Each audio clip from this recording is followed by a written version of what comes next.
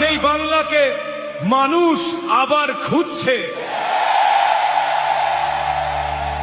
এই বাংলা কেউ কোনোদিন এমন চাইনি, ভয় আর হিংসার আগুনে পুরুক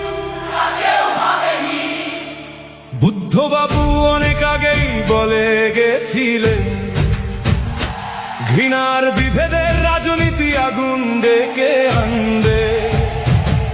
আজ চারিদিকে মানুষ সেই কথাই মিলিয়ে দেখে, কেন বাংলার বাতাস এত অশান্ত হয়ে গেছে। একদিন কত মিথ্যে অভিযোগ উঠেছিল তার নামে, রাস্তায় রাস্তায় কত স্লোগান উঠেছিল তাকে ঘিরে। তবু যেদিন তিনি নিজের চেয়ার ছেড়ে চলে গেলেন, তারপর আর কেউ দুর্নীতির আঙুল তুলতে পারেনি তার দিকে। ক্ষমতা হারিয়েও তিনি শান্ত ছিলেন, কারো বিরুদ্ধে কাদা ছোড়েননি। আজকের মতো প্রতিদিন গালাগালি ভয় দেখানো, একে অপরকে অপমান করার রাজনীতি। আজ মানুষ প্রশ্ন করে নিজের মনে, এত প্রতিশ্রুতির পরে কেন বাংলার যুবক কাজ পায় না? কেন শিক্ষিত ছেলেমেয়েরা রাস্তায় বসে থাকে? কেন চাকরির নামে শুধু অপেক্ষা আর হতাশা বাড়ে?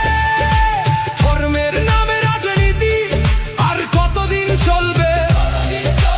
মানুষকে ভাগ করে কতদিন ভোট নেওয়া হবে?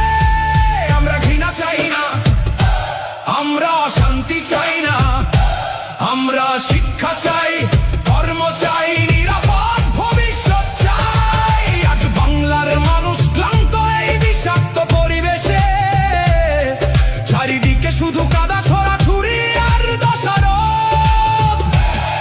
ভাইপোতন্ত্র আর ক্ষমতার অহংকার দেখে দেখে সাধারণ মানুষ আজ ভিতরে ভিতরে ক্ষুব্ধ।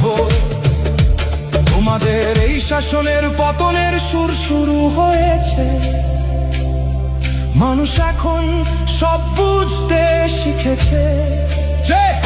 যে মানুষ একদিন চুপ ছিল, সেই মানুষ আজ নতুন করে বুদ্ধবাবুকে আজ সবাই নতুন ভাবে মনে করছে।